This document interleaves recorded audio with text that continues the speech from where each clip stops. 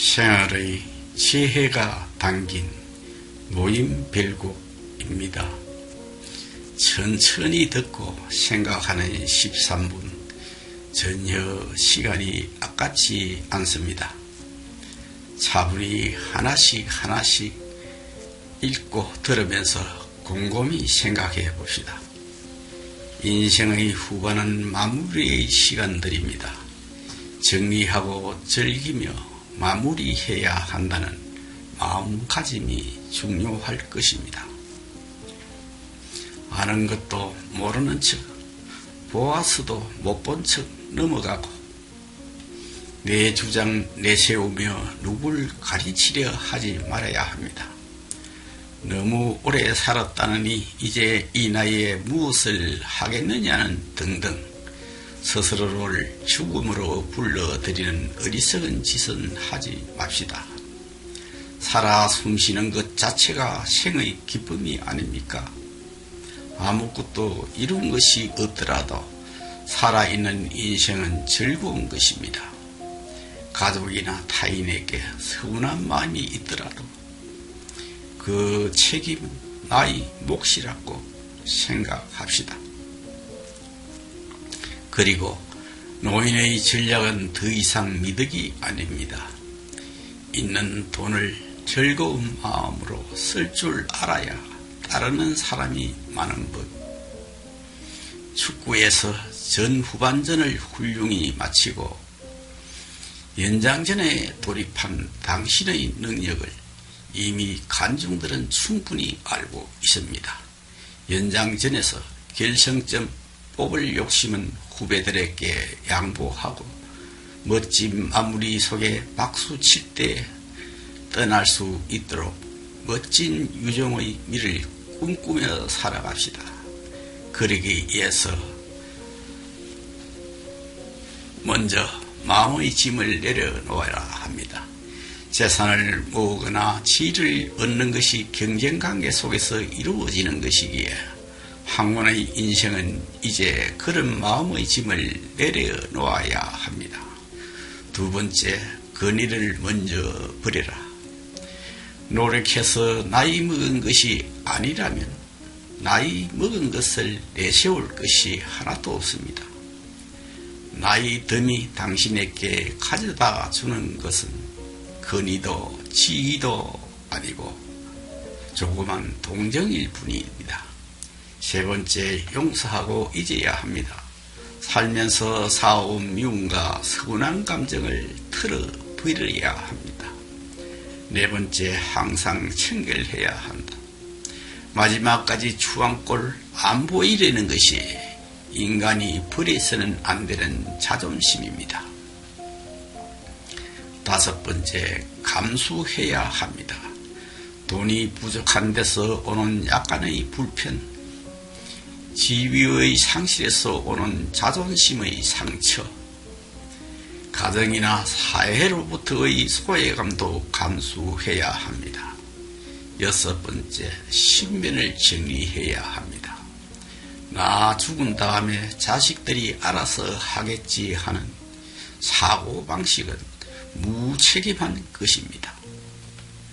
일곱 번째, 자식으로부터 독립해야 합니다. 금전적인 독립은 물론이고 사랑이란 이름으로 얼매인 부모, 자식 관계를 떨쳐버려야 합니다. 자식도 남입니다. 그저 제일 좋은 남일 뿐입니다. 여덟 번째, 시간을 아껴야 합니다. 노인의 시간은 금쪽같이 귀하고 귀합니다.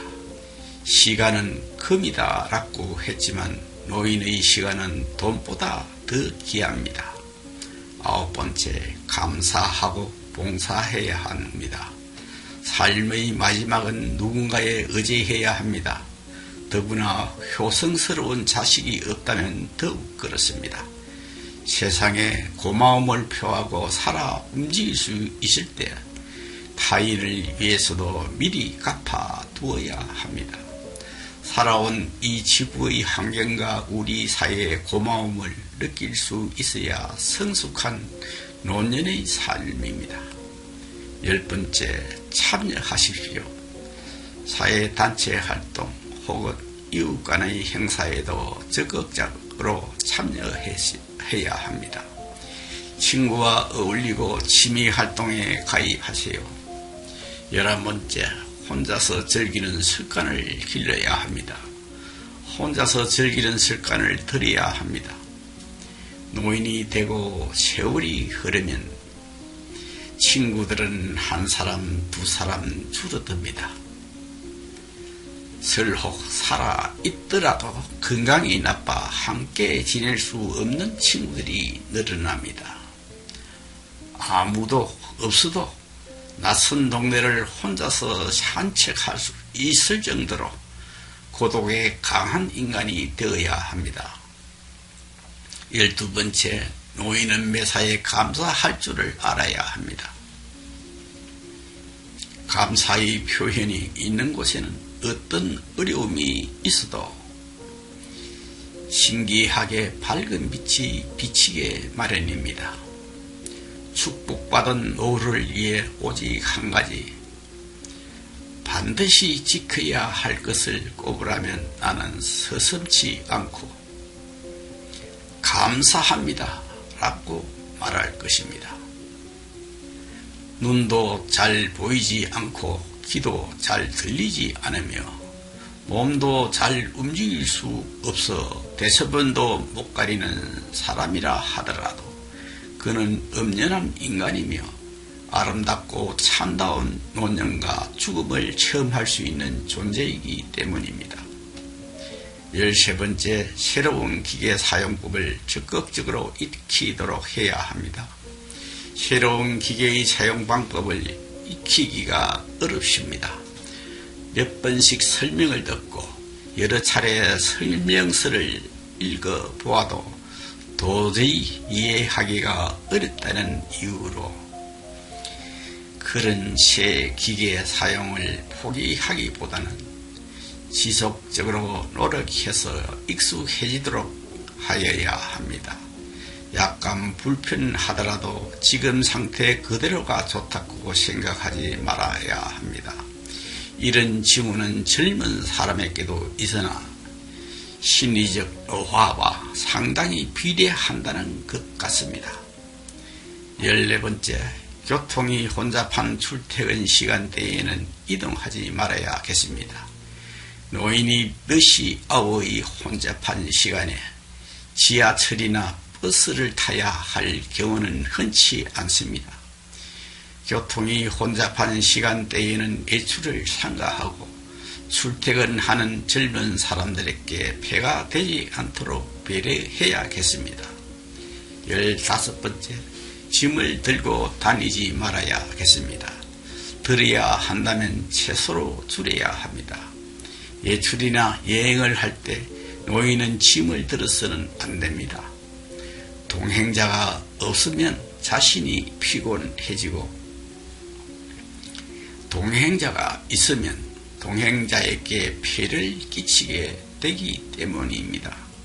16번째, 입냄새, 몸냄새에 신경을 써야 합니다. 노인이 되면 노인 특유의 냄새가 납니다. 따라서 항상 향수를 휴대하여 극히 소량이라도 사용하는 것이 좋습니다. 17번째, 나이가 들면 불길한 것에 대해 태연한 사람들이 꽤 있습니다. 자주 씻어야 합니다. 청결하게 하는 것은 자신을 위해서도 그렇지만 동시에 주위 사람들에 대한 예의이기도 합니다. 그러므로 내의는 매일매일 혹은 이틀에 한 번씩 자주 갈아입고 친구나 잠옷 등은 날을 정해서 더럽게 보이든 보이지 않든 세탁하여야겠습니다. 18번째, 화장실을 사용할 때에는 문을 꼭 잠그고 무릎을 가지런히 하고 변기에 앉아야 합니다. 나이가 들면 화장실에 들어가서 무릎을 벌리고 변기에 앉거나 문을 꼭 잠그는 것을 소홀히 하는 경우가 많아집니다. 늙었다는 징조입니다. 이는 정신상태의 해이와 주위 사람들에 대한 배려의 결여에서 생기는 현상입니다. 반드시 주의해야 합니다. 19번째, 죽기 전에 자신의 물건들을 모두 줄여 나가도록 하여야 합니다. 어렵지만 일기나 사진 등 자식들이 꼭 남겨달라고 하지 않은 것들은 노인이라는 소리를 들을 즈음부터는 조금씩 처부하는 마음 자세로 죽음을 맞을 준비를 하는 것이 좋습니다. 재산도 마찬가지입니다. 아무 생각 없이 남긴 재산은 종종 유산들을 번거롭고 힘들게 합니다. 더 이상 나의 판단력이 흐려지기 전에 실하게 정리해 두어야 합니다. 구심점 없어지는 그날 혈육 간의 분쟁이 발생치 않도록 하는 현명한 조치이기도 합니다. 20번째, 친구가 먼저 죽더라도 태연해야 합니다. 친구가 먼저 세상을 떠나는 일은 또는 남편이나 아내가 먼저 세상을 떠나는 것도 같습니다. 늘 사전에 마음속으로 예상하고 준비하는 것이 매우 중요합니다. 그렇게 하면 항상 닥친 운명에 대해 마음의 각오가 서게 됩니다. 드디어 헤어지게 되는구나 라고 한탄하기보다 몇십 년 동안 즐겁게 지내주어 고마워서 라고 감사해야 하는 마음의 자세가 중요합니다. 곧 내 차례가 올 것이니까. 21번째, 허둥대거나 서두르지 말고 뛰지를 말아야 합니다. 노인의 갖가지 심신의 사고는 서두르는 데서 일어납니다. 이만큼 살아왔는데 여기서 무얼 더 서두를 게 있겠는가. 노인이란 한 걸음 한 걸음 걸어 나가면서 인생을 음미할 수 있는 나이입니다. 그런 의미에서는 나이가 들면 누구나 예술가입니다. 노인이 되어 시를 쓰기 시작하는 사람들이 많은 건 그런 연유 때문입니다. 서두를 필요가 없습니다. 무엇이든 느긋하게 하고 느릴수록 좋습니다. 매일 적당한 운동을 일가로 하여야 합니다. 나이가 들면 신체의 각 부위가 노화되는 현상이 노년의 서글픔입니다. 신체의 퇴화를 저지하는 유일한 방법은 항상 몸을 단련하는 것입니다. 평소에 가구나 구두, 기계류를 닦고 조이며 손질을 게을리 하지 않는 것처럼 하루 3번 식사를 하듯 매일 정해진 시간에 규칙적으로 알맞은 운동을 하는 것, 이것이 생활의 지혜입니다.